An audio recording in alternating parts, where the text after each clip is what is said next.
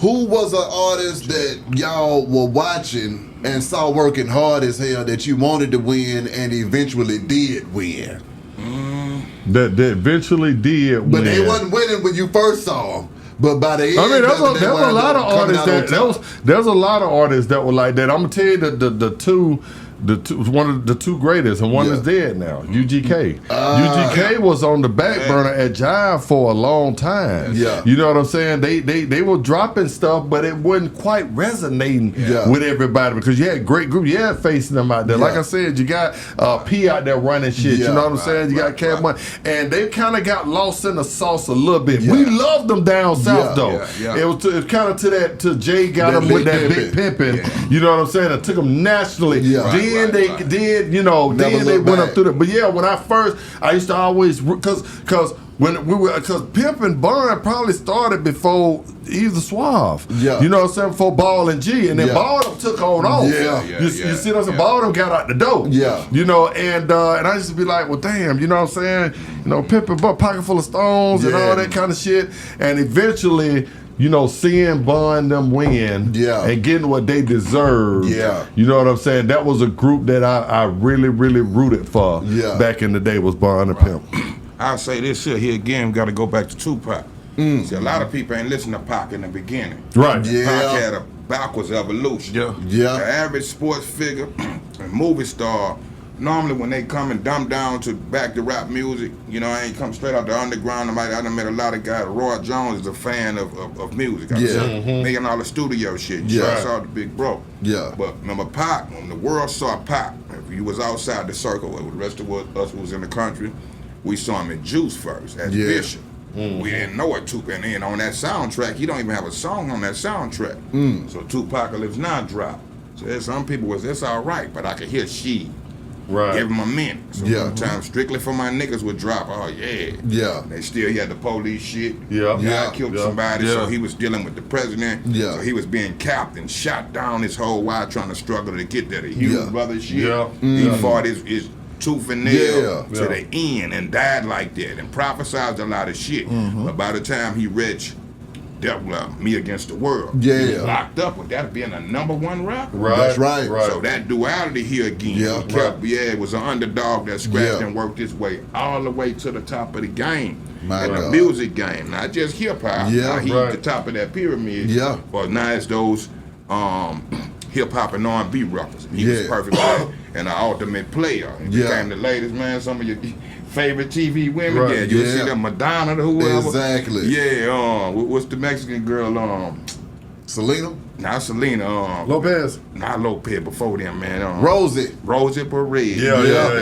You know, he was just like how Prince was with Purple Rain time. So ultimately, man, to see him come from there and have that same thing kind of like Cube from Bubba. Cube was already rapping before Boys in the Hood. He had that backwards effect and kind of reversed and flipped the whole game. Go to that pivot. You know another person too behind that, and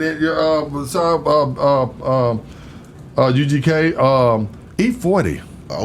You talking about a nigga that grinded for a long motherfucking time. And I'm talking about 40 really just within the last 10 years. Just really, he came out in that age that got his just due. I was going back when they was having the Galvin back in LA back, and I'm talking about in the early 90s. When Captain Save-A-Ho was out. You know what I'm saying? Sick With It Click was out. You know what I'm saying? And I thought that he was gonna be gone after that. Sprinkle Me Man. You know what I'm saying? I thought he was gone from all that shit back then. Federal, the first record. I remember people saying, man, what is he saying? You know, the dope boys in our neighborhood, you know, that's all you heard for a minute was Spice One. He fought the C-Bros on the block. Them niggas coming through, the dope boys on it. The more intellectual kind of rappers was capping him down for that. What is he saying? And he wrote that book, Events and all that, explain his Ebonics. So that's another great evolution. With that. Yes, sir. Who you got, Pete? I'm with Bleed. I'm with the Pop. With the Pop. Yeah, with Pop, man. Yeah, okay, I'm with that. I'm with that. Well, with that being said, fellas, but y'all gotta let these folks know before we sliding this thing. That's it right there, man. New video coming. Side to side. And we may get back in there and do some more records. You know what I'm saying? This could go, either way with you know what I'm saying, with our creator looking down on us. Yeah. We never know that, you know what I'm saying? How many times have Beehive that you maybe been in a studio or been around family members or something, and then you accidentally stumble upon something that turned out great. Yeah. I have done that with records before, meaning we don't had a track playing or something, and somebody say something stupid, smoke good, drank good, and I'm like, and then one nigga be like, that's the way. You see what I'm saying? And and this could, with the blessings of our creators, this right here could be the same type of movement that as long as our creators have their hands on us, as a unit, we can get out here and let rappers know that, even rappers that haven't been heard yet, they're rappers that are talented and female singers. My auntie can sing. You know what I'm saying? That can say, you know what? Yeah, I'm 60 years old, but I can drop an album out there right now because I saw Young Bleed, Pete Wick, and goddamn Kane do it. You know what I'm saying? So if they can do it, I can motherfucking do it. Let me stop making excuses. You know what I mean?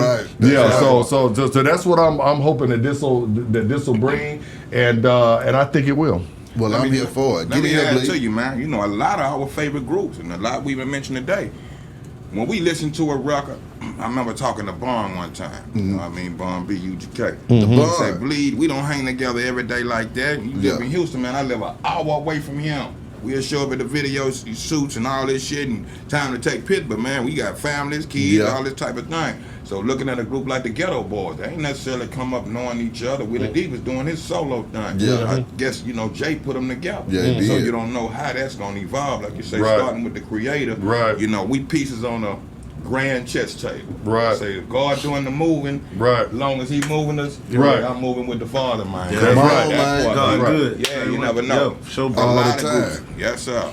That's it, B. Jizzle. Well, I'm done with you, man. Yes, sir. Y'all get down with the movement. Beehive Radio Show, and the gang's all here. Hey, we all go. the way up, y'all. Yeah.